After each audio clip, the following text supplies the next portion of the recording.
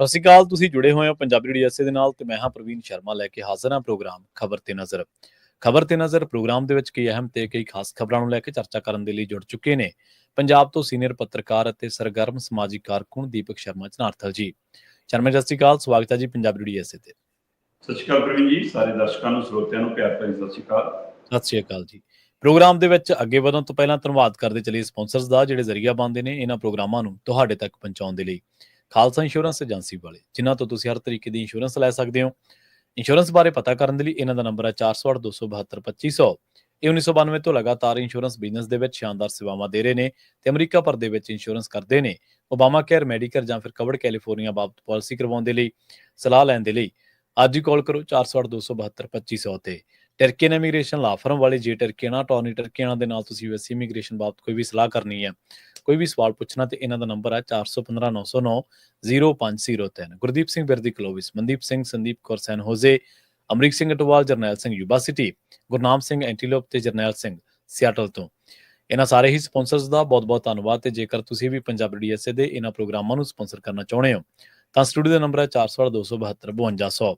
ਅੱਜ ਦਾ ਇਹ ਖਬਰ ਤੇ ਨਜ਼ਰ ਪ੍ਰੋਗਰਾਮ ਸਾਲ 2025 ਦੀ 6 ਜੂਨ ਦਾ ਪ੍ਰੋਗਰਾਮ ਹੈ ਤੇ ਦਿਨ ਅੱਜ ਸ਼ੁੱਕਰਵਾਰ ਹੈ।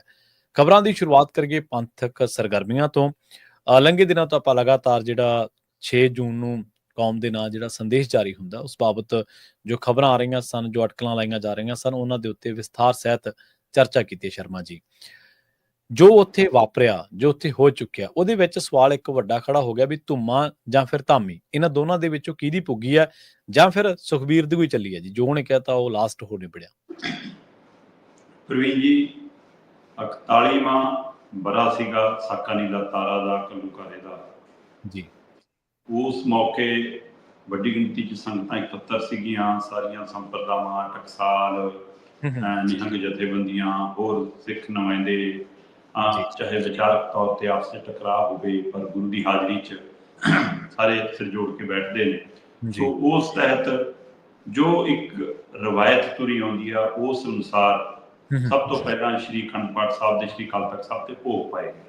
ਠੀਕ ਹੈ ਜੀ। ਭੋਗ ਉਪਰੰਤ ਅਰਦਾਸ ਹੋਈ, ਅਰਦਾਸ ਉਪਰੰਤ ਹੁਕਮਨਾਮਾ ਲਿਆ ਗਿਆ, ਸ਼ਹੀਦ ਪਰਿਵਾਰਾਂ ਨੂੰ ਸਨਮਾਨਿਤ ਕੀਤਾ ਗਿਆ, ਕੁਝ ਪ੍ਰਮੁੱਖ ਹਸਤੀਆਂ ਨੂੰ ਸਰੋਪਾਓ ਦਿੱਤੇ ਗਏ ਤੇ ਉਸ ਤੋਂ ਬਾਅਦ ਸਮਾਗਮ ਸੰਪੰਨ ਤੇ ਕੁਝ ਮੀਡੀਆ ਨਾਲ ਗੱਲਬਾਤ ਧੂਮਾ ਨੇ ਕਰ ਲਈ ਤੇ ਪ੍ਰੈਸ ਕਾਨਫਰੰਸ ਜਥੇਦਾਰ ਗਿਆਨੀ ਕੁਲਦੀਪ ਸਿੰਘ ਗੜਗੱਜ ਨੇ ਕਰ ਲਈ। ਸੋ ਇੰਝ ਖਬਰ ਬਣ ਗਈ ਕਿ ਜੀ ਅਮਨ ਅਮਾਨ ਨਾਲ ਨਿਪਟ ਗਿਆ, ਟਕਰਾਅ ਟਲਿਆ। ਬਿਲਕੁਲ ਟਕਰਾਅ ਟਲਿਆ। ਕੀ ਇਹ ਟਕਰਾਅ ਬਣਾਈ ਇਸ ਲਈ ਗਿਆ ਸੀਗਾ ਕਿ ਮੁੱਖ ਮੁੱਦੇ ਤੇ ਗੱਲੇ ਨਾ ਹੋਵੇ। ਸਿਸਟਮ ਨੂੰ, ਸਿਆਸਤ ਨੂੰ, ਸਰਕਾਰਾਂ ਨੂੰ, ਉਸ ਸਮੇਂ ਦੇ ਹਾਕਮਾਂ ਨੂੰ ਕੇਂਦਰ 'ਚ ਰੱਖ ਕੇ ਕੋਈ ਚਰਚਾ ਹੀ ਨਾ ਹੋਵੇ। ਕਿੱਥੇ ਖੜੀ ਆ ਅੱਜ SGPC, ਕਿੱਥੇ ਖੜਿਆ ਸਾਡਾ ਅਕਾਲ ਤਖਤ ਸਾਹਿਬ ਦਾ ਵਿਕਾਸ, ਕਿੱਥੇ ਖੜੀ ਆ ਜਥੇਦਾਰਾਂ ਦੀ ਭੂਮਿਕਾ, ਉਹਦੇ ਤੇ ਕੋਈ ਗੱਲੇ ਨਾ ਹੋਵੇ। ਇਸ ਲਈ ਇਸ ਪਹਿਲੂ ਨੂੰ ਐਡਾ ਵੱਡਾ ਕੀਤਾ ਗਿਆ ਕਿ ਸਿਰਫ ਇਹਦੇ ਤੇ ਉਲਝ ਕੇ ਰਹਿ ਜਾਵੇ ਤੇ ਅਖਬਾਰਾਂ, ਟੈਲੀਵਿਜ਼ਨਾਂ ਤੇ ਇਹੀ ਖਬਰ ਲੱਗੇ, ਲਓ ਜੀ ਟਕਰਾਅ ਟਲ ਗਿਆ। ਚਲੋ ਸ਼ੁਭ ਸੰਕੇਤ ਹੈ, ਟਕਰਾਅ ਟਲਿਆ। ਪਰ ਕੀ ਟਕਰਾਅ ਟਲ ਦੇ ਨਾਲ ਅਸੀਂ ਸਿਧਾਂਤ ਦੀ ਪਾਲਣਾ ਕਰ ਲਈ ਕਿ ਉਹ ਵੀ ਖੋਰਾ ਲੱਗਿਆ। ਜਦੋਂ ਸ਼੍ਰੀ ਅਕਾਲ ਤਖਤ ਸਾਹਿਬ ਦੇ ਉੱਤੇ ਪਾਠਾਂ ਦੇ ਭੋਗ ਪਾਏ ਗਏ, ਭੋਗ ਉਪਰੰਤ ਮਾਈਕ ਸੰਭਾਲਿਆ ਗਿਆਨੀ ਕੁਲਦੀਪ ਸਿੰਘ ਗੜਗੱਜ ਹੋਰਾਂ ਨੇ ਅਰਦਾਸ ਕਰ ਲਈ। ਠੀਕ ਹੈ ਜੀ। ਪ੍ਰਵੀਨ ਜੀ, ਅਰਦਾਸ ਹੁੰਦੀ ਹੈ, ਅਰਦਾਸ ਜੋਦੜੀ ਬੇਨਤੀ ਹੁੰਦੀ ਹੈ ਗੁਰੂ ਨੂੰ। ਉਹਦੇ ਵਿੱਚ ਤੁਸੀਂ ਆਪਣੇ ਹੁਕਮ, ਆਪਣੇ ਸੰਦੇਸ਼ ਸ਼ਾਮਲ ਨਹੀਂ ਕਰ ਸਕਦੇ। ਸਹੀ ਹੈ। ਪਰ ਗਿਆਨੀ ਕੁਲਦੀਪ ਸਿੰਘ ਗੜਗੱਜ ਨੇ ਅਰਦਾਸ ਦੇ ਵਿੱਚ ਰਲਗੱਡ ਕਰਕੇ ਆਪਣਾ ਕੌਮ ਦੇ ਨਾਮ ਸੰਦੇਸ਼ ਦੇਣ ਦੀ ਪੂਰੀ ਕੋਸ਼ਿਸ਼ ਕੀਤੀ ਤੇ ਕਾਫੀ ਹੱਦ ਤੱਕ ਦੇਤਾ। ਹੁਣ ਪੰਥਕ ਧਿਰਾਂ, ਪੰਥਕ ਵਿਦਵਾਨ ਇਸ ਗੱਲ ਨੂੰ ਵਾਪਣ, ਜਾਚਣ, ਨਾਪਣ ਕਿ ਕੀ ਇਹ ਸਹੀ ਸੀਗਾ, ਕੀ ਇਹ ਮਰਿਆਦਾ ਨਾਲ, ਕੀ ਅਰਦਾਸ ਨਾਲ ਕੁਝ ਜੋੜ ਘਟਾ ਸੰਭਵ ਹੈ, ਕੁਝ ਜਮਾ ਮਾਈਨਸ ਕੀਤਾ ਜਾ ਸਕਦਾ ਹੈ, ਕੁਝ ਆਪਣੇ ਕੋਲੋਂ ਏਦਾਂ ਸ਼ਬਦ ਜੋੜ ਕੇ ਉਸਨੂੰ ਅਰਦਾਸ ਨੂੰ ਪੂਰਾ ਇੱਕ ਲੰਬੀ ਇਬਾਰਤ ਬਣਾ ਕੇ ਆਪਣਾ ਸੰਦੇਸ਼ ਜਾਰੀ ਕਰਾ ਕੇ ਪੇਸ਼ ਕੀਤਾ ਜਾ ਸਕਦਾ। ਜੇ ਇੱਥੇ ਵੀ ਗਿਆਨੀ ਕੁਲਦੀਪ ਸਿੰਘ ਗੜਗੱਜ ਚੁੱਪ ਕਰ ਜਾਂਦੇ, ਸ਼ਾਇਦ ਮਾਮਲਾ ਚਲੋ ਹੋਰ ਤਰ੍ਹਾਂ ਵਿਚਾਰਿਆ ਜਾਂਦਾ। ਪਰ ਉਹਨਾਂ ਨੇ ਇਸ ਗੱਲ ਨੂੰ ਖੁਦ ਬਿਆਨਿਆ ਕਿ ਮੈਂ ਅਰਦਾਸ ਸੰਦੇਸ਼ ਦਿੱਤਾ ਹੈ। ਠੀਕ ਹੈ ਜੀ।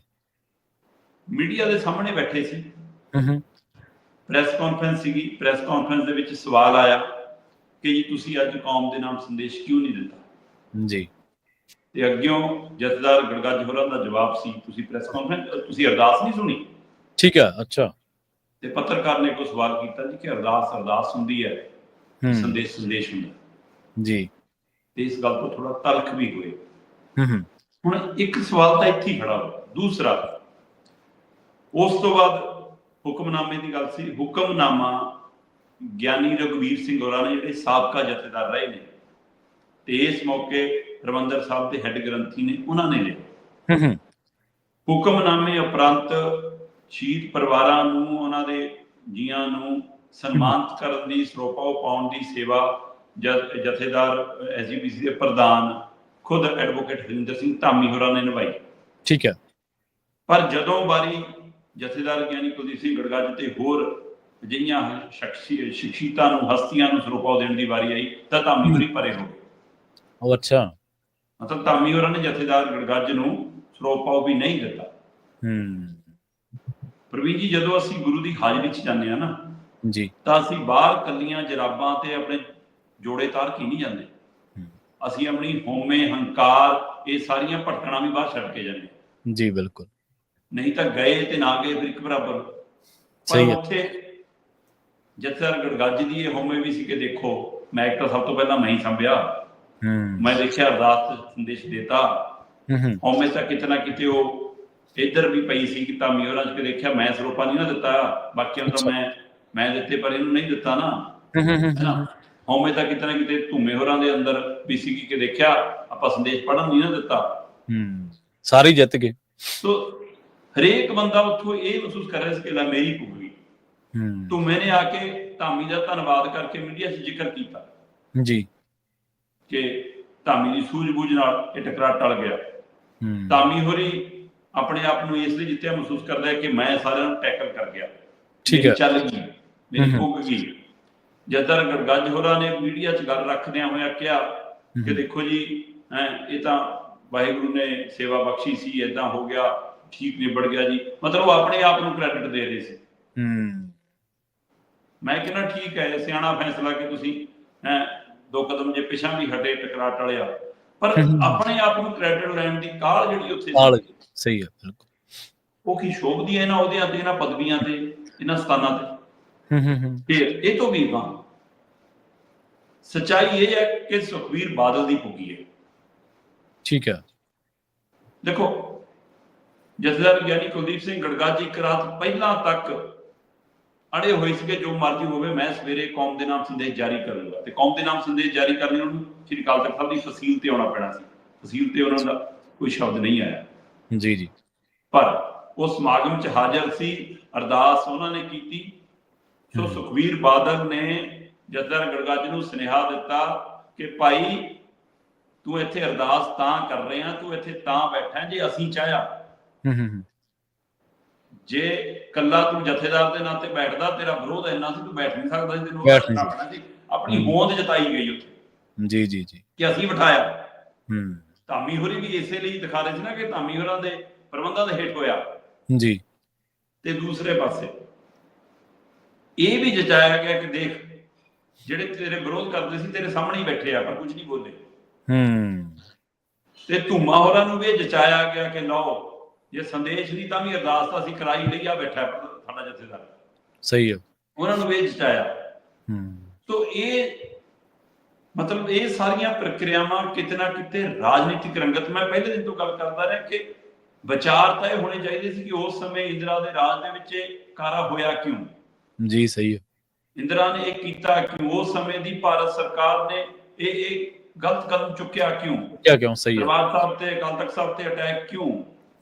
ਚਰਚਾ ਤਾਂ ਇਹ ਹੋਣੀ ਚਾਹੀਦੀ ਸੀ ਕਿ 6 ਜੂਨ 1984 ਤੋਂ ਲੈ ਕੇ 6 ਜੂਨ 2025 ਤੱਕ ਆਉਂਦਿਆਂ ਇਸ ਘੱਟ ਗਿਣਤੀ ਭਾਈਚਾਰੇ ਤੇ ਕਿਉਂ ਪਾਸਿਓਂ ਕਿਵੇਂ ਹਮਲੇ ਹੋ ਰਹੇ ਨੇ।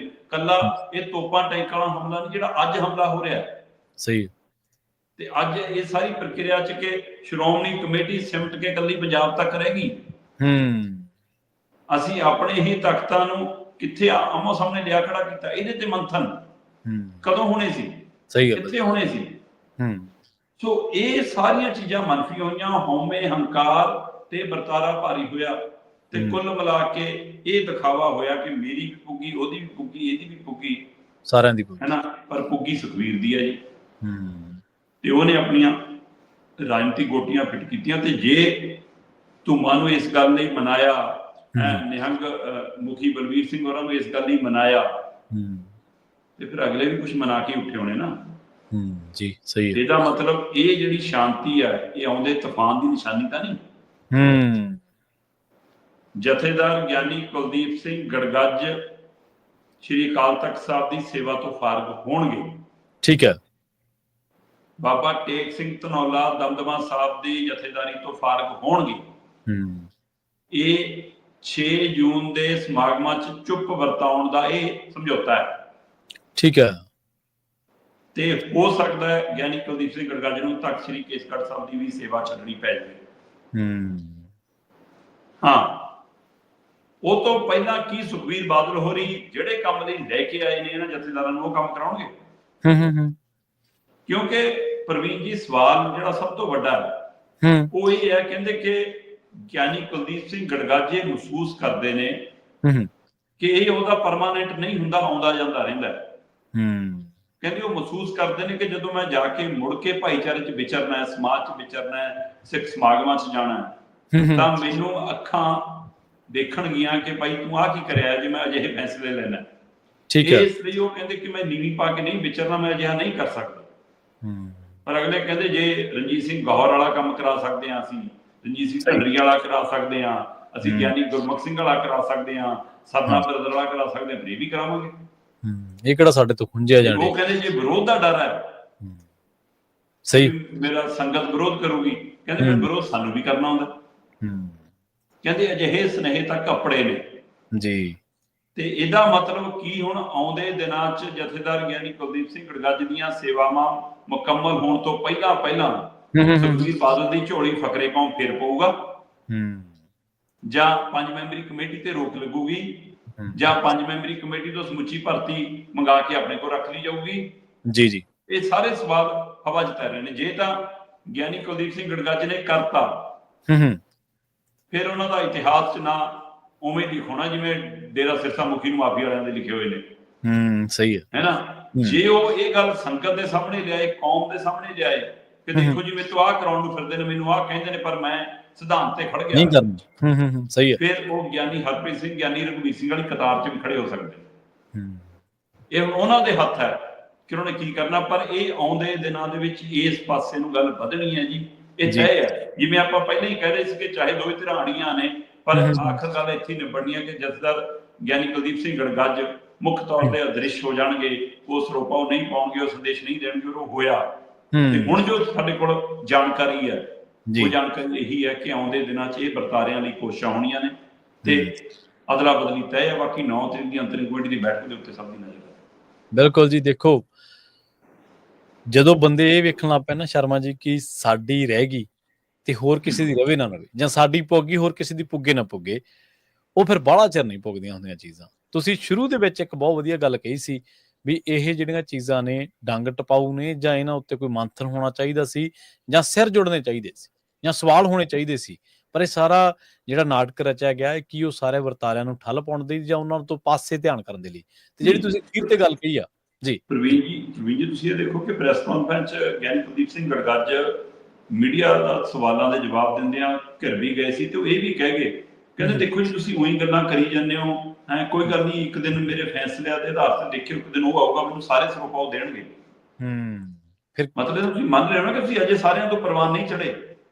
ਸਹੀ, ਤੁਸੀਂ ਆਪ ਇਹ ਗੱਲ ਮੰਨ ਰਹੇ ਹੋ ਕਿ ਮੈਂ ਜਥੇਦਾਰ ਧੱਕੇ ਨਾਲ ਬਣਿਆ ਹੋਇਆ ਹੈਗਾ, ਪਰ ਮੈਂ ਪ੍ਰਵਾਨ ਨਹੀਂ ਹਾਂ। ਫਿਰ ਤੁਸੀਂ ਇਹ ਵੀ ਕਹਿ ਰਹੇ ਹੋ, ਕਹਿੰਦੇ ਜੀ ਤੁਸੀਂ ਉਹੀ ਕਹੀ ਜਾਂਦੇ ਹੋ ਮੇਰਾ ਵਿਰੋਧ ਆ, ਦੇਖੋ ਸਾਰੇ ਤਾਂ ਮੇਰੇ ਨਾਲ ਬੈਠੇ ਸੀ। ਉਹ ਭਰਾਵਾ ਤੁਹਾਡੇ ਨਾਲ ਨਹੀਂ ਬੈਠੇ ਸੀ, ਉਹ ਗੁਰੂ ਦੀ ਹਾਜ਼ਰੀ 'ਚ ਬੈਠੇ ਸੀ। ਹਾਜ਼ਰੀ 'ਚ ਬੈਠੇ, ਸਹੀ ਗੱਲ, ਇਹੀ ਤੁਹਾਡੇ ਸਮਝਣ ਦਾ ਫਰਕ। ਸਹੀ, ਗੁਰੂ ਗ੍ਰੰਥ ਸਾਹਿਬ ਦੀ ਹਾਜ਼ਰੀ 'ਚ ਬੈਠਣਾ ਉਹ ਇੱਕ ਸਾਡਾ ਇੱਕ ਸਦਭਾਵਨਾ ਬਣੀ ਹੈ, ਸਾਡਾ ਸਤਿਕਾਰ ਬਣਿਆ ਗੁਰੂ ਪ੍ਰਤੀ। ਉੱਥੇ ਅਸੀਂ ਇਹ ਟਕਰਾਅ, ਇਹ ਰੋਸੇ, ਉੱਥੇ ਤਾਂ ਅਸੀਂ ਵਿਰੋਧੀ ਦਲਾਂ ਨਾਲ, ਵਿਰੋਧੀ ਵਿਅਕਤੀਆਂ ਨਾਲ, ਵੱਡਵੇਂ ਜਿਨ੍ਹਾਂ ਨਾਲ ਸਾਡੇ ਖੂਨੀ ਰਿਸ਼ਤੇ ਹੋ ਗਏ, ਹੁਣ ਉੱਥੇ ਤੱਕ ਉਹਨਾਂ ਨਾਲ ਬਹਿ ਜਾਈਏ। ਗੁਰੂ ਦੀ ਹਾਜ਼ਰੀ 'ਚ ਕੋਈ ਆ ਜਾਵੇ, ਫਿਰ ਅਸੀਂ ਕਹਿੰਦੇ ਇੱਥੇ ਨਹੀਂ, ਦੇਣੀ ਤੋਂ ਬਾਹਰ ਦੇਖਾਂਗੇ। ਸੋ ਇਸ ਲਈ ਤੁਸੀਂ ਉਸ ਨੂੰ ਵੀ ਆਪਣੀ ਸ਼ਕਤੀ ਦਿਖਾਈ ਜਾਂਦੇ ਹੋ ਕਿ ਹਾਂ ਉੱਥੇ ਮੇਰੇ ਨਾਲ ਬੈਠ ਗਏ। ਸੋ ਇਸ ਲਈ ਤੁਸੀਂ ਕਿਵੇਂ ਵਿਚਰਦੇ ਹੋ, ਇਹ ਬਹੁਤ ਚੀਜ਼ਾਂ ਤੈਅ ਕਰ ਦਿੰਦੀਆਂ ਕਾਫੀ ਕੁਝ। ਜੀ ਬਿਲਕੁਲ। ਅਗਲੀ ਖਬਰ ਦੇ ਵੱਲ ਵਧੀਏ ਤੇ ਲੈਂਡ ਪੂਲਿੰਗ ਦੇ ਸਹਾਰੇ ਕਹਿੰਦੇ ਹੁਣ ਆਮ ਆਦਮੀ ਪਾਰਟੀ 2027 ਦੀਆਂ ਚੋਣਾਂ ਲੜਨ ਨੂੰ ਫਿਰਦੀ ਹੈ ਜੀ। ਪਰਮੇਸ਼ ਜੀ, ਆਮ ਆਦਮੀ ਪਾਰਟੀ ਨੇ ਪਿਛਲੀਆਂ 2 ਚੋਣਾਂ ਜਦੋਂ ਪੰਜਾਬ 'ਚ ਪਹਿਲੀ ਵਾਰ ਵਿਰੋਧੀ ਧਿਰ 'ਚ ਆਏ ਤੇ ਦੂਜੀ ਵਾਰ ਸੱਤਾ 'ਚ ਆਏ, ਉਹ NRI ਭਰਾਵਾਂ ਦੇ ਸਿਰ ਤੇ ਲੜੀ ਜੀ। ਹੁਣ NRI ਆਸ਼ੀਰਵਾਦ ਵਾਲਾ ਹੱਥ ਉੱਠ ਗਿਆ। ਸਹੀ। ਕਾਫੀ ਹੱਦ ਤੱਕ ਪੰਜਾਬ 'ਚੋਂ ਵੀ ਬੜੇ ਘਰਾਣਿਆਂ ਤੋਂ ਫੰਡ ਵਾਲਾ ਹੱਥ ਉੱਠਿਆ। ਹੁਣ ਤਾਂ ਜੇ ਉਹਨਾਂ 'ਚੋਂ ਫੰਡ ਆਊਗਾ ਤਾਂ ਉਹ ਸਰਕਾਰੀ ਕੁੰਡੀ ਪਾ ਕੇ ਹੀ ਆਊਗਾ ਕਿ ਹਾਂ ਵੀ ਤੁਹਾਡੇ ਵਿਜੀਲੈਂਸ ਭੇਜਦੇ ਆ, ਤੁਹਾਡੇ ਤੇ ਕੇਸ ਪਾਉਣੇ ਆ, ਫਿਰ ਐਂ ਫੰਡ ਨਿਕਲਣਗੇ। ਹੁਣ ਉਵੇਂ ਤਾਂ ਕੋਈ ਮੱਥਾ ਟੇਕਣਾ ਆਉਣ ਨਹੀਂ ਲੱਗਿਆ ਇਹਨਾਂ ਨੂੰ, ਕਿਉਂਕਿ ਹੁਣ ਤਾਂ ਇਹਨਾਂ ਦੇ ਵਲੰਟੀਅਰ ਵੀ ਔਖੇ ਹੋ ਗਏ। ਸਹੀ ਹੈ। ਪਰ ਜਿਹੜਾ ਪਹਿਲੂ ਹੈਗਾ ਲੈਂਡ ਪੂਲਿੰਗ ਵਾਲਾ, ਲੈਂਡ ਪੂਲਿੰਗ ਨੂੰ ਇਹਨਾਂ ਨੇ ਮਨਜ਼ੂਰੀ ਦੇ ਦਿੱਤੀ ਤੇ ਮਨਜ਼ੂਰੀ ਦੇ ਕੇ ਕਹਿੰਦੇ ਵੀ ਕਿਸਾਨਾਂ ਲਈ ਬਹੁਤ ਸਹਾਈ ਆ। ਤੁਸੀਂ 1 ਕਨਾਲ ਦਓਗੇ ਤੁਹਾਨੂੰ 150 ਗਜ ਦਾ ਪਲਾਟ ਮਿਲ ਜੂ, ਤੁਸੀਂ ਕਿੱਲਾ ਦਓਗੇ ਤੁਹਾਨੂੰ ਨਾਲ ਸ਼ੋਰੂਮ ਬੜਾ 500 ਗਜ ਦਾ ਪਲਾਟ ਮਿਲ ਜੂ, ਤੁਹਾਨੂੰ ਇੰਨਾ ਮਿਲ ਜੂ। ਸੋ ਇਸ ਲਈ ਤੁਸੀਂ ਤਾਂ ਕਰੋੜਾਂ 'ਚ ਬਣ ਜਾਏਗਾ। ਇਹਨੂੰ ਕਾਗਜ਼ ਤੇ ਦਿਖਾਉਂਦੇ ਨੇ ਕਿ ਤੇਰੇ ਕਨਾਲ ਦਾ ਕਿੱਲੇ ਦਾ ਮੁੱਲ ਇੰਨਾ, ਪਲਾਟ ਤੇ ਸ਼ੋਰੂਮ ਦਾ ਮੁੱਲ ਇੰਨਾ ਪਣਾ, ਲੈ ਤੂੰ ਤਾਂ ਅਰਬਪਤੀ ਬਣਿਆ ਕਿਹੜਾ। ਪਰ ਉਹਨੂੰ ਇਹ ਨਹੀਂ ਦੱਸਦੇ ਕਿ ਭਰਾਵਾ ਇਹ ਮੁੱਲ ਜਾ ਕੇ ਤੈਨੂੰ 5 ਜਾਂ 7 ਸਾਲ ਬਾਅਦ ਮਿਲਣਾ। ਸਹੀ ਗੱਲ। ਤੇ 5 ਤੇ 7 ਸਾਲ ਬਾਅਦ ਇਸ ਪੈਸੇ ਦੀ ਵੈਲਿਊ ਕਿੰਨੀ ਹੋਣੀ, ਤੇ ਉਹਨੇ ਸਾਲ ਤੇਰੇ ਕੋਲ ਜੇ ਜ਼ਮੀਨ ਹੈ 1 ਏਕੜ 2 ਏਕੜ 3 ਏਕੜ 5 ਏਕੜ ਹੈ ਜਿਹੜੀ ਇਹਨਾਂ ਨੂੰ ਦੇਤੀ, ਉਹਨੇ ਸਾਲ ਖਾਣਾ ਕਿੱਥੋਂ ਹੈ। ਸਹੀ ਹੈ। ਇਹ ਸਭ ਦੇ ਬਾਵਜੂਦ ਵੀ ਇਹ ਲੈਂਡ ਪੂਲਿੰਗ ਵਾਲੀ ਸਕੀਮ ਦੇ ਤਹਿਤ ਲੁਧਿਆਣਾ 'ਚ 24,000 ਏਕੜ ਵਾਲਾ ਪਹਿਲੂ ਚੱਲ ਰਿਹਾ, ਜਿਹਦੇ ਉੱਤੇ ਪ੍ਰਦਰਸ਼ਨ ਵੀ ਹੈ, ਰੋਸਾ ਵੀ ਹੈ, ਆਪੋ ਸਾਹਮਣਾ ਵੀ ਹੈ।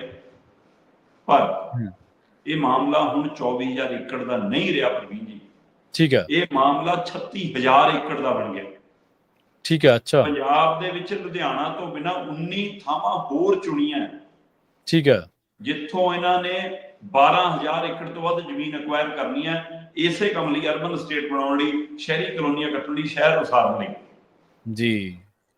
ਇੱਕ ਨਿਯਮ ਕਹਿੰਦਾ ਹੈ ਕਿ ਜੇ ਇਹ ਕਾਨੂੰਨੀ ਤੌਰ ਤੇ, ਸੰਵਿਧਾਨਕ ਤੌਰ ਤੇ ਹੈ ਕਿ ਜੇ ਸਰਕਾਰਾਂ ਨੇ ਕੁਝ ਸ਼ਹਿਰ ਉਸਾਰਨੇ ਆ, ਕੋਈ ਕਲੋਨੀਆਂ ਬਾਜ਼ਾਰ ਉਸਾਰਨੇ ਆ, ਤਾਂ ਉਹਦੇ ਲਈ ਸਭ ਤੋਂ ਪਹਿਲਾਂ ਉਹ ਬੰਜਰ ਜ਼ਮੀਨ ਤਲਾਸ਼ਣਗੇ। ਸਹੀ ਹੈ। ਬਿਲਕੁਲ ਬਿਲਕੁਲ। ਤੇ ਜੇ ਬੰਜਰ ਜ਼ਮੀਨ ਨਾ ਮਿਲੇ ਤਾਂ ਘੱਟ ਉਪਜਾਊ ਜ਼ਮੀਨ ਦੇ ਉੱਤੇ ਇਹ ਕੰਮ ਹੋਣਗੇ।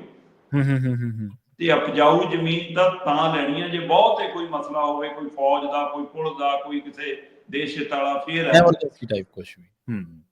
ਪਰ ਤੁਸੀਂ ਇਹ ਦੇਖੋ ਕਿ 24,000 ਏਕੜ ਉਹ ਤੇ 12,000 ਏਕੜ ਹੋਰ, 12,304 ਏਕੜ, 36,304 ਏਕੜ ਜ਼ਮੀਨ ਉਹ ਸਿਰੇ ਦੀ ਉਪਜਾਊ ਹੈ। ਮਤਲਬ ਝੋਟੇ ਦੇ ਸਿਰ ਵਰਗੀ ਜ਼ਮੀਨ ਤੁਸੀਂ ਪੰਜਾਬ ਦੀ ਹਟਾਉਣ ਨੂੰ ਫਿਰਦੇ ਹੋ, ਖੇਤਾਂ ਥੱਲੋਂ ਕੱਢਣ ਨੂੰ ਫਿਰਦੇ ਹੋ, ਖੇਤੀ ਦੇ ਰਕਬੇ ਥੱਲੋਂ ਕੱਢਣ ਨੂੰ ਫਿਰਦੇ ਹੋ। ਤੇ ਇਹ ਤਾਂ ਮੋਦੀ ਦਾ ਫਾਰਮੂਲਾ ਭਾਈ, ਕਾਰਪੋਰੇਟ ਘਰਾਣਿਆਂ ਨੂੰ ਜ਼ਮੀਨਾਂ ਸੌਂਪੋ। ਸਹੀ ਹੈ। ਸਹੀ ਹੈ। ਬਿਲਕੁਲ ਜੀ। ਇਹ ਤੁਸੀਂ ਕਿਹਦਾ ਪਾਲ ਰਹੇ ਹੋ। ਉਸੇ ਤਰ੍ਹਾਂ ਪਾਣੀਆਂ ਦੇ ਪਲੀਤ ਵਾਲੇ ਤੁਸੀਂ ਕਹਿੰਦੇ ਉਹਦੇ ਤੇ ਮੋਹਰ ਲਾਈ, ਹੁਣ ਤੁਸੀਂ ਇਸ ਮਸਲੇ ਤੇ ਵੀ ਉਹਨਾਂ ਦੇ ਹੱਕ 'ਚ ਭੁਗਤ ਰਹੇ ਹੋ। ਪੁੱਡਾ ਨੇ 19 ਥਾਵਾਂ ਹੋਰ ਚੁਣੀਆਂ ਨੇ ਜੀ। ਠੀਕ ਹੈ। ਪੰਜਾਬ ਸਰਕਾਰ ਨੇ, ਜਿਸ 'ਚ ਪੁੱਡਾ ਦੀਆਂ ਵੀ 5 ਅਥਾਰਟੀ ਵਾਲੀ ਏਰੀਆ ਨੇ, ਬਾਕੀ ਟੋਟਲ ਹਰੇਕ ਸ਼ਹਿਰ ਜਿਵੇਂ ਲੁਧਿਆਣਾ ਦਾ ਬਣਿਆ ਹੋਇਆ ਵੱਖਰਾ, ਤੇ ਇਸੇ ਤਰ੍ਹਾਂ ਉਹ ਸਾਰਾ ਕੁਛ ਹੈ ਜੋ ਉਹਦੇ ਤਹਿਤ। ਪਟਿਆਲਾ 'ਚ 1,050 ਏਕੜ, 1,150 ਏਕੜ ਜ਼ਮੀਨ ਪਟਿਆਲਾ 'ਚ ਲੈਣੀ ਹੈ ਜੀ ਇਹਨਾਂ ਨੇ। ਠੀਕ ਹੈ। ਅੱਛਾ। ਸੰਗਰੂਰ 'ਚ 568 ਏਕੜ ਜ਼ਮੀਨ ਅਕਵਾਇਰ ਕਰਨੀ ਹੈ। ਬਰਨਾਲਾ 'ਚ 317 ਏਕੜ ਜ਼ਮੀਨ ਅਕਵਾਇਰ ਕਰਨੀ ਹੈ। ਬਠਿੰਡਾ 'ਚ 848 ਏਕੜ ਹੈ। ਅੰਮ੍ਰਿਤਸਰ 'ਚ 4,464 ਏਕੜ ਹੈ। ਮਾਨਸਾ 'ਚ 212, ਮੋਗਾ 'ਚ 542, ਫਿਰੋਜ਼ਪੁਰ 'ਚ 313 ਏਕੜ, ਨਵਾਂ ਸ਼ਹਿਰ 'ਚ 383 ਏਕੜ, ਜਲੰਧਰ 'ਚ 1,000 ਏਕੜ, ਹੁਸ਼ਿਆਰਪੁਰ 'ਚ 550 ਏਕੜ, ਸੁਲਤਾਨਪੁਰ ਲੋਧੀ 'ਚ 70 ਏਕੜ, ਗੁਰਦਾਸਪੁਰ 'ਚ 80 ਏਕੜ, ਬਟਾਲਾ 'ਚ 160 ਏਕੜ, ਤਰਨਤਾਰਨ 'ਚ 97 ਏਕੜ, ਪਠਾਨਕੋਟ 'ਚ 1000 ਏਕੜ। ਇਹ 12,304 ਏਕੜ ਬਣਦੀ ਹੈ। ਤੇ 24,000 ਏਕੜ ਲੁਧਿਆਣੇ ਵਾਲੀ, 36,304 ਏਕੜ ਜ਼ਮੀਨ ਇਹਨਾਂ ਨੇ ਜੀ ਅਕਵਾਇਰ ਕਰਨੀ ਹੈ। ਇਹਦੇ ਨਾਲ ਇਹਨਾਂ ਨੂੰ ਲੱਗਦਾ ਖਜ਼ਾਨੇ 'ਚ ਪੈਸਾ ਆਉਣਾ, ਕਿ ਆਪਣਾ ਲੱਗਣਾ ਕੁਛ ਨਹੀਂ, ਪ੍ਰਾਈਵੇਟ ਬਿਲਡਰਾਂ ਨੇ ਇਹਨੂੰ ਡਿਵੈਲਪ ਕਰਨੀ, ਆਪਾਂ ਅੱਗੇ ਉਹਨਾਂ ਨੂੰ ਦੇ ਦੇਣੀ, ਤੇ ਆਪਣੇ ਕੋਲ ਖਜ਼ਾਨੇ 'ਚ ਸਿੱਧਾ ਪੈਸਾ ਜਾਣਾ। ਕਿਸਾਨਾਂ ਨੂੰ ਉਹਦੇ ਵਿੱਚ ਲੈਂਡ ਪੂਲਿੰਗ ਰਾਹੀਂ ਪਲਾਟ ਤੇ ਉਹ ਕੱਟ ਕੇ ਮਿਲ ਜਾਣੇ, ਉਹ ਆਪਣਾ ਵੇਚ ਲੈਣਗੇ, ਤੇ ਉਹ ਗੁਣਾ ਘਟਾ ਕਰਕੇ ਜੀ ਇੰਨਾ ਪੈਸਾ ਹੋਊਗਾ। ਕਿਉਂਕਿ ਅਗਲੇ 2 ਸਾਲ ਬਾਦਲਾਂ ਵਾਂਗ ਸੰਗਤ ਦਰਸ਼ਨਾਂ ਕਰਕੇ ਪੈਸੇ ਵੀ ਤਾਂ ਵੰਡਣੇ ਆ। ਹਾਂਜੀ ਹਾਂਜੀ, ਬਿਲਕੁਲ ਵੰਡਣੇ। ਸਹੀ ਗੱਲ ਹੈ। ਉਹਦੇ ਲਈ ਹੁਣ ਪੈਸਾ ਕਿੱਥੋਂ ਲਿਆਉਣਾ। ਉਹ ਇਹ ਤਾਂ ਕਹਿੰਦੇ ਸੀਗੇ ਵੀ ਇਹ ਬੀਬੀਆਂ ਨੂੰ 1,000 ਦੇਣ ਲਈ 20,000 ਕਰੋੜ ਰੇਤ 'ਚੋਂ ਆ ਜਾਣਾ। ਆਇਆ ਪਿਆ ਕਿੱਥੇ ਗਿਆ ਰੇਤ, ਕਿੱਥੇ ਗਈ ਅਕਸਾਈ, ਰੇਤ ਖਾ ਗਈ। ਸੋ ਹੁਣ ਇਸ ਲਈ ਇਹ ਫਾਰਮੂਲਾ ਉਹ 'ਚੋਂ ਕੱਢਿਆ ਗਿਆ।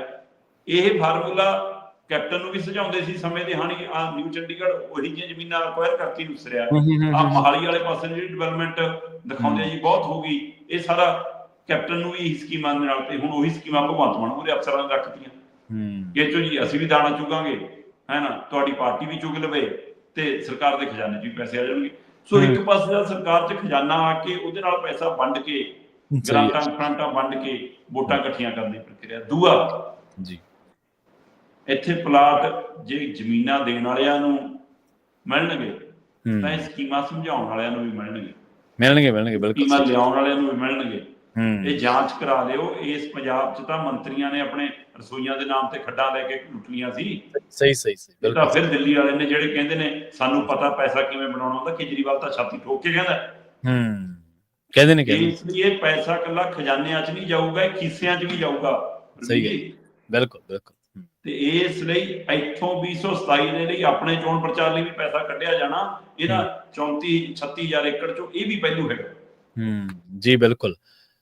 ਅਗਲੇ ਮਸਲੇ ਦੀ ਗੱਲ ਕਰੀਏ ਆਪਾਂ, ਸ਼ਰਮਾ ਜੀ, ਮਾਨ ਮੰਤਰੀ ਮੰਡਲ ਦੇ ਵਿੱਚ ਕਹਿੰਦੇ ਫੇਰ ਬਦਲ ਦੀ ਤਿਆਰੀ ਹੋ ਗਈ ਹੈ। ਜੇ ਫੇਰ ਬਦਲ ਹੋ ਰਿਹਾ, ਚਿੰਤਤ ਖੁਸ਼ੀਆਂ ਉਹਨਾਂ ਨੂੰ ਘੱਟ ਹੋਣਗੀਆਂ ਜਿਨ੍ਹਾਂ ਦੇ ਅਸਾਰ ਨੇ ਲੈ ਲੈਣ ਦੇ, ਤੇ ਪਰ ਉਹਨਾਂ ਨੂੰ ਚਿੰਤਾ ਜ਼ਿਆਦਾ ਹੋਊਗੀ ਜਿਨ੍ਹਾਂ ਨੂੰ ਕੱਢਣ ਦੇ ਅਸਾਰ ਨੇ।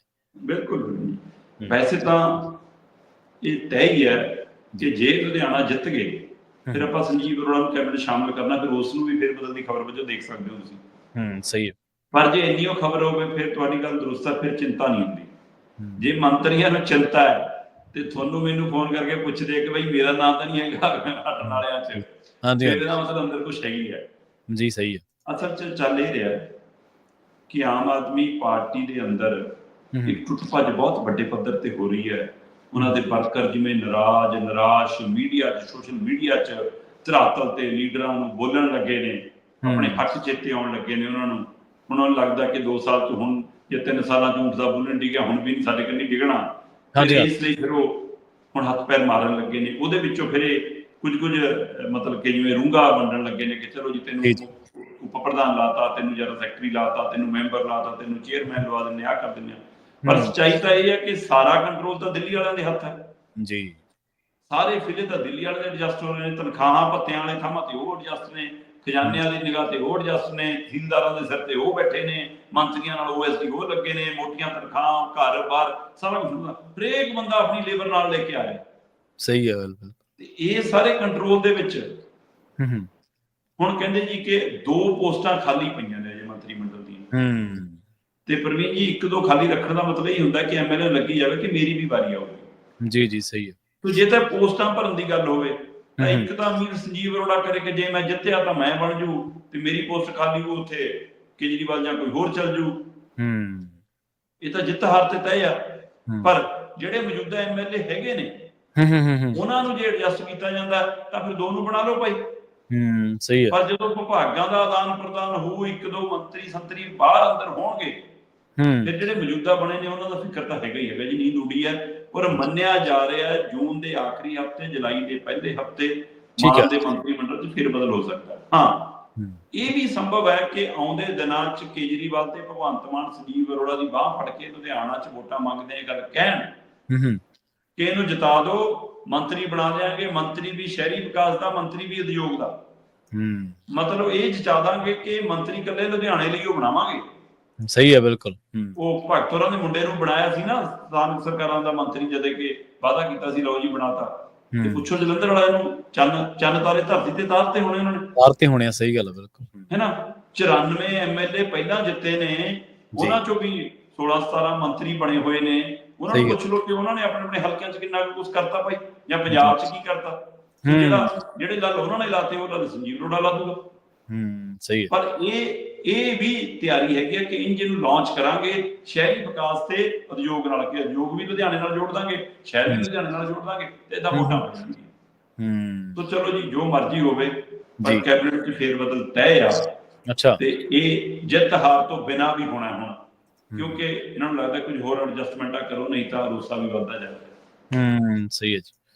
ਅਗਲੀ ਖਬਰ ਦੇ ਵੱਲ ਵਧੀਆ ਸ਼ਰਮਾ ਜੀ, ਗੱਲ ਕਰੀਏ ਲੁਧਿਆਣੇ ਦੀ ਕੋਈ ਇੱਕ ਮਸਲੇ ਦੀ। ਕਹਿੰਦੇ ਆਸ਼ੂ ਨੂੰ ਸੰਮਣ ਹੈ ਤੇ ਸੰਮਣ ਕਰਨ ਵਾਲਾ ਸਸਪੈਂਡ ਹੈ ਤੇ ਨਾਟਕ ਜਾਰੀ ਹੈ ਜੀ ਉੱਥੇ।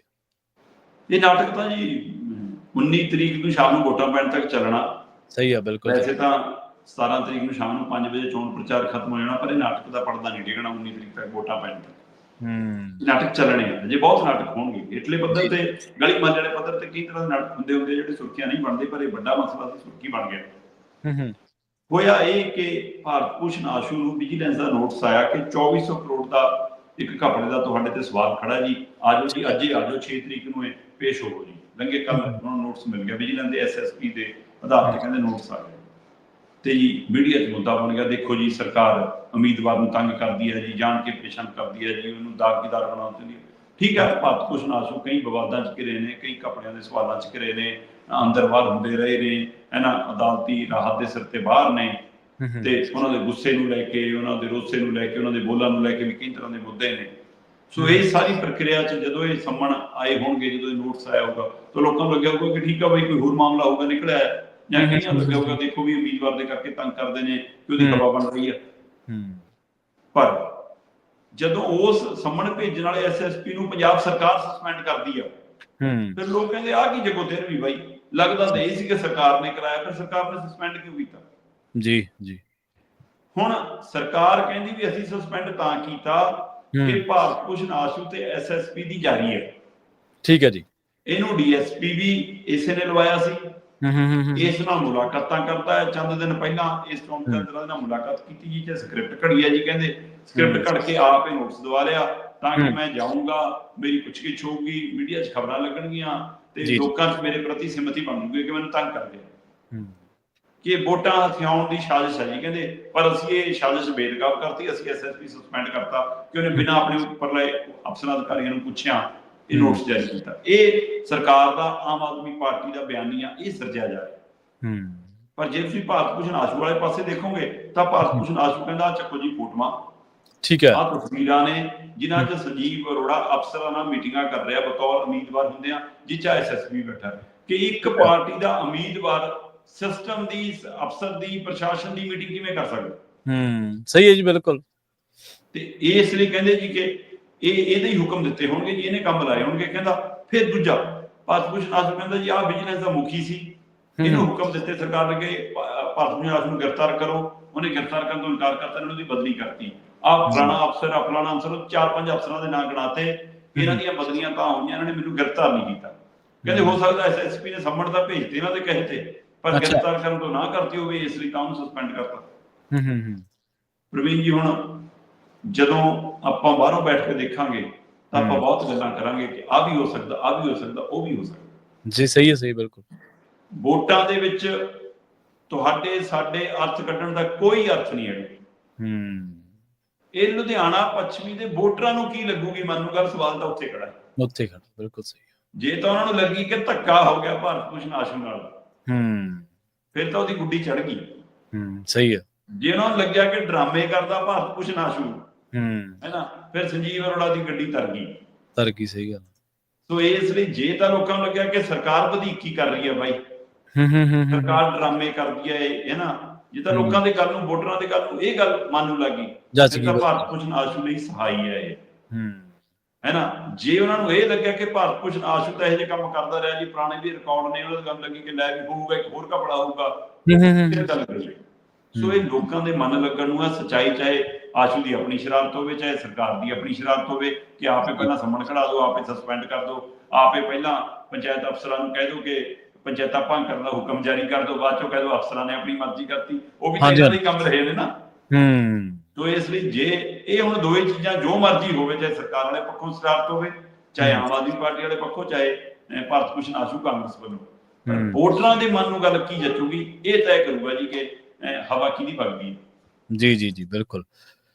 ਅਗਲੀ ਗੱਲ ਕਰੀਏ ਜਾਂਦੇ ਜਾਂਦੇ ਮੋਦੀ ਸਾਹਿਬ ਦੀ। ਕਹਿੰਦੇ ਸਿਖਰ ਸੰਮੇਲਨ ਨੂੰ ਉਡੀਕ ਰਹੇ ਸੀ ਸੱਦੇ ਨੂੰ ਕਿ ਕਦੋਂ ਆਵੇ ਕਦੋਂ ਆਵੇ, ਆਖਿਰ ਮਿਲ ਹੀ ਗਿਆ ਫਿਰ ਮੋਦੀ ਸਾਹਿਬ ਨੂੰ ਸੱਦਾ ਕੈਨੇਡਾ ਆਉਣ ਦਾ। ਮੈਨੂੰ ਲੱਗਦਾ ਪ੍ਰਵੀਨ ਜੀ ਇਹ ਸਵਾਗਤਯੋਗ ਕਦਮ ਹੈ। ਠੀਕ ਹੈ, ਇਹਦਾ ਸਵਾਗਤ ਕਰ ਲੈਣਾ ਚਾਹੀਦਾ। ਬਸ ਇਹ ਹੈ ਕਿ ਸਮਝ ਨਾਲ ਲੈ ਕੇ ਜਾਣ ਹੁਣ, ਕਿਉਂਕਿ ਕੈਨੇਡਾ ਦੇ ਪ੍ਰਧਾਨ ਮੰਤਰੀ ਨੇ ਖੁਦ ਫੋਨ ਕੀਤਾ ਜੀ, ਤੇ ਉਹਨਾਂ ਨੇ ਜਿਹੜੇ 7 ਮੁਲਕਾਂ ਨੂੰ ਮਿਲਾ ਕੇ G7 ਨੇ ਬਣਿਆ, ਉਸ ਤੋਂ ਇਲਾਵਾ ਕੁਝ ਮਹਿਮਾਨ ਕੰਟਰੀਆਂ ਨੂੰ ਜਿਹਨਾਂ ਨੂੰ ਬੁਲਾਇਆ ਜਾਂਦਾ, ਉਹਨਾਂ 'ਚ ਮੈਂ ਦੇਖ ਰਿਹਾ ਸ਼ਾਇਦ ਆਸਟ੍ਰੇਲੀਆ ਨੂੰ ਵੀ ਸੱਦਾ ਦਿੱਤਾ ਉਹਨਾਂ ਨੇ, ਭਾਰਤ ਨੂੰ ਵੀ ਸੱਦਾ ਦਿੱਤਾ, ਕੁਝ ਹੋਰ ਮੁਲਕਾਂ ਨਾਲ ਵੀ ਰਾਬਤਾ ਕਰ ਰਹੇ ਨੇ। ਸੋ ਖੁਦ ਫੋਨ ਕਰਨਾ ਇਹ ਉਹਨਾਂ ਦੀ ਪਹਿਲ ਕਦਮੀ ਦੀ ਤਾਰੀਫ ਕਰਨੀ ਬਣਦੀ ਹੈ। ਕਿਉਂਕਿ ਆਪਾਂ ਪਹਿਲਾਂ ਵੀ ਸ਼ਾਇਦ ਗੱਲ ਕਰ ਰਹੇ ਸੀਗੇ ਜਦੋਂ ਸੱਦਾ ਨਹੀਂ ਮਿਲਿਆ ਸੀ ਕਿ ਮੇਜ਼ਬਾਨ ਮੁਲਕ ਦੇ ਉੱਤੇ ਨਿਰਭਰ ਕਰਦਾ ਕਿ ਉਹਨੇ ਕਿਹਨੂੰ ਸੱਦਣਾ ਕਿਹਨੂੰ ਨਹੀਂ ਸੱਦਣਾ, ਕਿਵੇਂ ਸੱਦਣਾ ਕਿਵੇਂ ਨਹੀਂ ਸੱਦਣਾ। ਸੋ ਉੱਥੋਂ ਦੇ ਪ੍ਰਧਾਨ ਮੰਤਰੀ ਹੋਰਾਂ ਦੀ ਇਹ ਪਹਿਲ ਕਦਮੀ ਕਾਬਲੇ ਤਾਰੀਫ ਆ। ਨਰਿੰਦਰ ਮੋਦੀ ਹੋਰਾਂ ਨੇ ਖੁਦ ਇਹਦੀ ਜਾਣਕਾਰੀ ਆਪਣੇ ਟਵੀਟ ਐਕਸ ਹੈਂਡਲ ਤੇ ਦਿੱਤੀ ਹੈ ਕਿ ਮੈਨੂੰ ਸੱਦਾ ਮਿਲ ਗਿਆ ਜੀ, ਠੀਕ ਹੈ, ਮੈਂ ਜਾਵਾਂਗਾ। ਹੁਣ ਸੱਦਾ ਆਉਣਾ ਤੇ ਜਾਣਾ ਇਹ ਦੋ ਕੰਮ ਨਹੀਂ ਸਰਨੇ। ਜਿਹੋ ਜੀ ਘੜਤਣ ਭਾਰਤ ਔਰ ਕੈਨੇਡਾ ਦੇ ਮੁਲਕ 'ਚ ਬਣੀ ਹੈ, ਉਹਦਾ ਸਭ ਤੋਂ ਵੱਧ ਜੇ ਕੋਈ ਨੁਕਸਾਨ ਚੱਲ ਰਿਹਾ ਤਾਂ ਪੰਜਾਬ ਦਾ ਸੂਬਾ ਚੱਲ ਰਿਹਾ, ਲੋਕ ਚੱਲ ਰਹੇ। ਇਸ ਲਈ ਉਹ ਰਿਸ਼ਤਿਆਂ ਨੂੰ ਮੁੜ ਕੇ ਬਹਾਲ ਕਰਨਾ, ਭਰੋਸਾ ਬਹਾਲ ਕਰਨਾ, ਉਹ ਦੋਵਾਂ ਲੀਡਰਾਂ ਦੇ ਉੱਤੇ ਨਿਰਭਰ ਕਰਦਾ ਹੈ। ਤੇ ਉਧਰ ਵਸਦਾ ਸਾਡਾ NRI ਭਾਈਚਾਰਾ, ਪੰਜਾਬੀਆਂ ਸਣੇ ਬਾਕੀ ਸੂਬਿਆਂ ਦੇ ਜਿਹੜੇ ਵੀ ਭਾਰਤੀ ਗਏ ਹੋਏ ਨੇ ਉਹ ਸਾਰਿਆਂ ਦੇ, ਤੇ ਇੱਧਰ ਖਾਸ ਕਰ ਪੰਜਾਬੀਆਂ ਦੀ ਇਹ ਉਡੀਕ ਹੈ ਕਿ ਸੁਖਾਵਾਂ ਹੋ ਜਾਵੇ, ਕੁਝ ਚੰਗਾ ਨਿਕਲ ਕੇ ਆਵੇ ਤਾਂ ਕਿ ਮੁੜ ਕੇ ਦੋਵਾਂ ਮੁਲਕਾਂ 'ਚੋਂ ਬਹਾਲੀ ਹੋ ਜਾਵੇ ਜੋ ਕਿਸੇ ਸਮੇਂ ਪਹਿਲਾਂ ਸੀ। ਜੀ ਬਿਲਕੁਲ। ਸੋ ਸ਼ਰਮਾ ਜੀ, ਇਹਨਾਂ ਖਾਸ ਖਬਰਾਂ ਤੇ ਖਾਸ ਜਾਣਕਾਰੀਆਂ ਦੇ ਲਈ ਤੁਹਾਡਾ ਬਹੁਤ ਬਹੁਤ ਧੰਨਵਾਦ ਜੀ। ਬਹੁਤ ਸ਼ੁਕਰੀਆ। ਸਤਿ ਸ਼੍ਰੀ ਅਕਾਲ। ਪ੍ਰੋਗਰਾਮ ਖਬਰ ਤੇ ਨਜ਼ਰ ਨੂੰ ਆਪਾਂ ਇੱਥੇ ਹੀ ਸਮਾਪਤ ਕਰਾਂਗੇ। ਤੁਹਾਡਾ ਸਾਰਿਆਂ ਦਾ ਬਹੁਤ ਧੰਨਵਾਦ। ਸਤਿ ਸ਼੍ਰੀ ਅਕਾਲ। ਜੁੜੇ ਰਹੋ ਪੰਜਾਬੀ ਰੇਡੀਓ USA ਦੇ ਨਾਲ।